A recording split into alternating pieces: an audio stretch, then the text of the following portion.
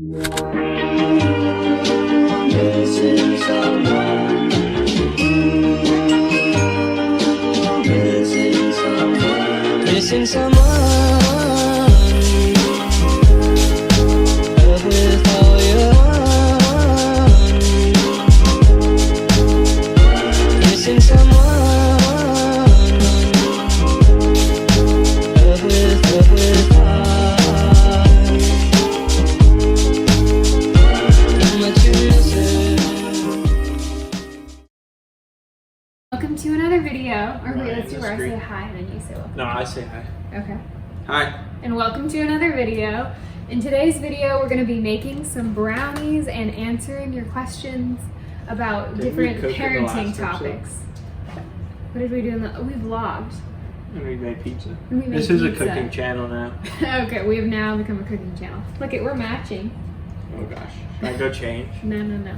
But anyway, you guys sent in your questions about different parenting topics and questions you had. Sent in some on TikTok and some just in the community forum on YouTube. So we're gonna be going through those. It's kind of like the controversial parenting tag, except instead of doing the tag, we just are answering the ones you guys asked. We'll get started Give on a these question. brownies. To question while you're doing that. I would love to know your thoughts on homeschooling or on nature forest school learning. Wait, what's nature force? Yeah, I gotta be honest with you. I don't know what nature forest school learning is. I'll have to look that one up. But on homeschooling, I like the idea of homeschooling, but That's a lot of work. yeah, and at the same time, like I have so many positive memories at school, and I feel like most of my childhood is like things at school. So And just like socializing with kids Yeah. is a big thing. I just can't imagine not sending him. We got frosted brownies. Making some frosted brownies. I know, like, don't judge us, boxed brownies, but we weren't about to go to all that effort tonight. Grayson's asleep, by the way. It's like almost 10 o'clock, so we're having a late night cooking session. What are your thoughts on extended breastfeeding and sleep training? We did sleep training. We did sleep train. I know this is kind of controversial. We did a very gentle version of sleep training, but we did the taking. Grayson, like, he responded really well. Yeah, he like did super well. We did the taking care of babies sleep training stuff. If anyone has any questions about that, I can answer them. It's not cry it out. It's like controlled, where it's like you leave the room and let them kind of fuss for like 5 minutes, and then you go in and check on them, and you just keep on going in. Like I would never just leave him there to like cry endlessly till he goes to bed. It was sleep training, but it was like a more gentle approach, and he learned so fast. Like even the first night of us not sharing a room with him, he slept 100 times better. And the only, like, I thought I'd be the parent that would never sleep train, but Grayson would not sleep for more than 2 hours at a time until he was 6 months old. And it just got, Probably 3. yeah, maybe 3. It just got so out of hand. You could even tell Grayson was tired. Like, he had bags under his eyes. Kind of like he had a surgery, so Oh, yeah, yeah. we needed to sleep train. Yeah, I grew. He had a surgery. I'm not going to go into detail what the surgery was about, just because I don't know. It's his medical history, and he's not Doesn't old. really matter. Yeah, he's not old enough and to be able to tell us if he's okay with that. But But anyway. like before surgery, You can't eat or drink.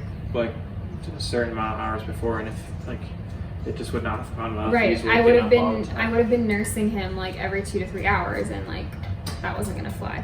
So anyway, that kind of influenced our decision to sleep train, but overall we're pretty happy with it. I honestly don't know what kind of sleeper he would be if we hadn't done it. What was the other part of that question? Oh, you're right. There's another part. Extended breastfeeding. We do extended, well, Grayson and I extended breastfeed. I'm not sure, like, it just kind of happened. I just don't exactly intend on stopping. I know there's a lot of benefits Whoa. associated with it. You gotta stop eventually. Yeah, I'm gonna stop eventually. It's just that, I don't know, it's so routine and normal in our day now that like we just keep doing it. I have cut back though, so I think he's only doing it like 3 times a day, 3 or 4 times a day now. So I don't know. I think with him going to daycare soon, that'll kind of cut back. Yeah, they'll cut it. We'll see how soon I don't know. I'm kind of just letting Grayson decide. Obviously, I'm not gonna go for like a super long time, but at this point, we're both okay with it, so we're just kind of rolling with it. Would you ever consider getting a nanny if your finances permitted? Why or why not? If Maybe. if we like in the future with other children, like if we have to go back to work before they're a year and we had the finances, I'd get a nanny in that situation. Only before a year though. I just think like, I don't know, when we took Grayson to the daycare the other day, he was so excited to like right, be with kids. that's the and thing. see I kids. just do think when they I go to think daycare, some- you can gain a lot from like Yeah. those interactions with other kids. Plus some daycares do like teach a lot pretty early on. Right. Versus like, I don't know how much a nanny would necessarily teach them. Right. Versus just like. But I feel care like for when them. they're under a year, it would be kind of good just to keep them in their home environment. And I mean, when they're Yeah. like 6 months old, they're not as concerned about socializing. But again, that is so expensive. But And over but, a year though. Yeah, over a year. Yeah. I mean, it also would be nice to have like an occasional babysitter, not really a nanny, but like a date night Oh, yeah, babysitter you or do that. something. Yeah. Yeah, I don't really necessarily see us hiring a full-time nanny though. What are your thoughts on schooling in the future for Gray? So for school, you know, I'm not really sure. We're probably, depending on where we're at, That's we where we do. live, Yeah, really. where we live. If we live in a really good area, we'd send him to the public school there. And also depending like where we're at in our careers. But obviously if we live somewhere with bad public schools, we'd try to do everything in our power to send him somewhere else. But I've gone to both private and public schools. I've just moved around a lot, so I've kind of done both. Where Matthew's gone, he went to mostly public grade school, but then he went to private high school. Mhm. So we've both done both. So we've seen kind of Yeah. both. It's yummy. Taste test. I know, I've kind of just let Matthew take over on the baking front. What are your thoughts on irregular schooling, like Montessori, Freinet, and then, yeah. I don't know what Freenet is. Yeah, to be honest too, when I saw this, I was like, I need to research this. I don't know what Freinet is either. But we kind of have like a related announcement. The daycare that we finally found for Grayson. I think I did this wrong. What do you mean? It just looks like too much. No, just here. Like I need a stick of butter. No, we can like take this. So Matthew's trying to grease the pan right now, and we're having some technical difficulties. Oh yeah, that's better. Do the sides of it. Yeah. There we go. Good job. Put this corners a little bit. Anyway, sorry for the suspense, but our big announcement is the daycare that we finally found that we liked for Grayson is a Montessori daycare. So to answer that question, I don't know, we like really loved the environment there, and we toured another preschool, like a religious preschool first, and it was cute, but we just weren't excited about it. We were like, we'll send him there if we have to, and it was super, super expensive. Yeah. With this Montessori one, they didn't list their prices online, which I was like, "Ugh, that's a bad thing usually." But we got there and like, it's cheaper than the religious one, and the vibes were just so good. Like, all the kids were so happy, and they let Grayson play with the other kids for a while. And I don't know, for like our philosophy, like as parents, I feel like it just kind of like their teachings fit really well as far as like fostering independence goes. And Where's that red thing? I think it's in the tub. The bathroom. Yes. Matthew is looking for like this like cooking spatula, but Grayson was using it as a bath toy, so So what am I supposed to use? just pour it in. Yeah, but I want to get the stuff And then off use a the spoon. side. That's what that tool is for. I know, but Grayson wants to pour it in the bath toy. Great.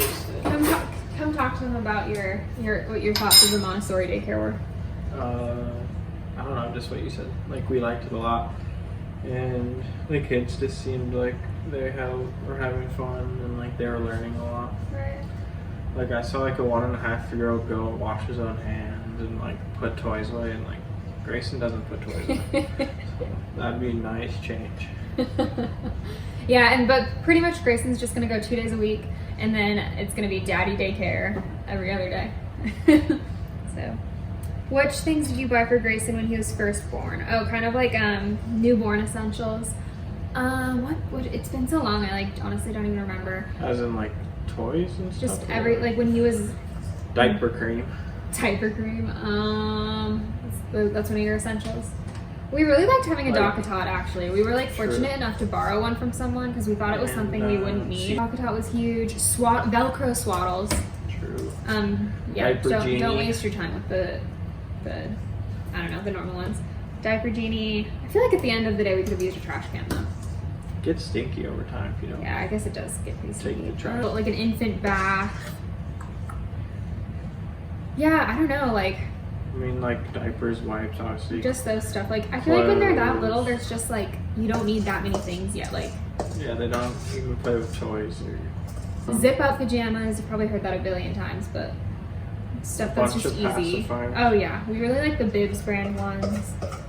Oh, this is kind of related to the last one. What were the baby prep products you stocked up or bought that you didn't end up using? Oh, that's a good one. That we A didn't. lot of the loveys, Oh yeah, we had a lot of loveys and like a lot of blankets. a lot of blankets. I mean, we did use the blankets a fair bit, but he was But born in not for the amount August. we had. Yeah, he was born in August, so it was so hot then. We probably had too many swaddles. Not the Velcro ones, too many of the like normal They're swaddles. just like a sheet pretty much. The really thin muslin ones. We had a lot of clothes because we got hand-me-downs. Those swaddles are hand-me-downs. Yeah, we so- got hand-me-downs and we got gifts. So in the beginning we had so many clothes. What else didn't we use? Personally, I didn't use the boppy a ton, but I know people Yeah, boppy. people obsess over the boppy, and I just didn't use it very much. Like a lot of pacifiers we didn't use because Oh, they wouldn't yeah. accept, like, I don't know, kind of the ones you give them at first are the ones that They take end up too. using. Yeah, so Like we bought a couple Wellbe nubs and and we he, never really used them because they just fell out of his mouth and like you could never get a good grip on those yeah. ones. You guys plan on doing Santa, Tooth Fairy, Easter Bunny, etc. Mhm. Yeah, we both did growing up. Only until he's 5. No, I believed for a long time, and I thought it was What do you mean? Cut up the part about me saying only till 5. only till 5. Question. Do you guys plan on doing Santa, Tooth Fairy, Easter Bunny? What do you mean? Like what they do it Right, yeah, no, the Easter Bunny does it. and Santa And does Santa does it. What are they? I don't know. I don't know what they're talking about. it. Santa still brings me presents. Yeah, last Christmas, Grayson's Elf on the Shelf came for the first time. Yeah. This year, This year it's gonna be watching him close. this year's the year he's coming out. But you still have to name it. We I still think. need to name him. Comment Comment, below, yeah. your elf. It's a male. Your Elf on the Shelf suggestion names. Or what your elf on the shelf is named. Yeah, or what your elf is I named. think my siblings and I named our Bob. I didn't have an elf. Named it Bob. This isn't exactly parenting, but I'll let it slide. Was there anyone, like friends or family, that was negative about your pregnancy? By the end, we were all like, everyone was excited. I wouldn't say anyone was negative. Yeah. Like, there was no one that we told where they were like, the reaction was like, because we told a lot of people really late in the game about it, that like they found out like weeks before he was born, and no one was. One of my friends thought I was pranking her. Yeah, just didn't believe it. She's like, this is a prank, right? Like, I had a few people that like I didn't tell before social media that maybe I should have, that like didn't really reach out after, but like I wouldn't necessarily say that was negative, but Yeah, it's not negative. I just didn't hear from some people. How do you guys decide what to do when you have different views on something? For the most part, we haven't really had. There hasn't been something major. I feel like that'll come up more with discipline as he gets older, but I don't know, a lot of the time we just talk things out. Like the other night, like oh yeah, sorry. Pause, we're gonna put the brownies in.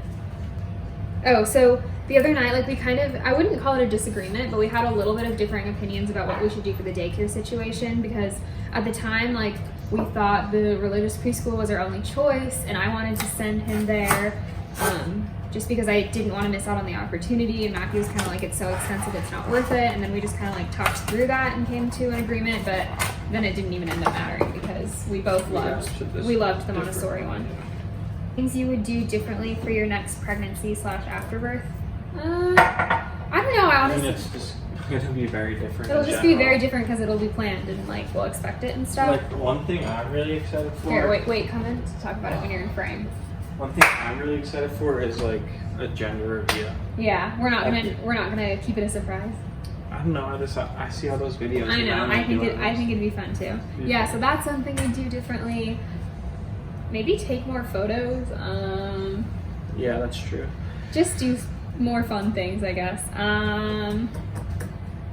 But like with my actual like birth in the hospital, I wouldn't change a lot. I think it went pretty well. I'm also excited to go to more of the like ultrasounds. Oh yeah, because Matthew didn't really get to go last time. appointments because she was in Arizona. Right. And I was in So Chicago. that'll be fun. Most of the time. Yeah, I was Like, really I happy only, with my birth. I think I though. only saw one ultrasound. Yeah, but you saw the best one. You saw like the 3D one. Yeah, that's true. What would you do if your child / children came out as like LGBTQ? Like, Nothing. yeah, Like, nothing would change. right. No, we would that just would support not. them. Right, exactly. Like, we don't have any issues with that. A lot of these are pregnancy related. We can do a separate pregnancy Q&A. I just don't want this to get confusing and all muddled. What is one thing you do differently, like a rule or something parental wise different? Like, it's basically like, what would you do differently from your parents?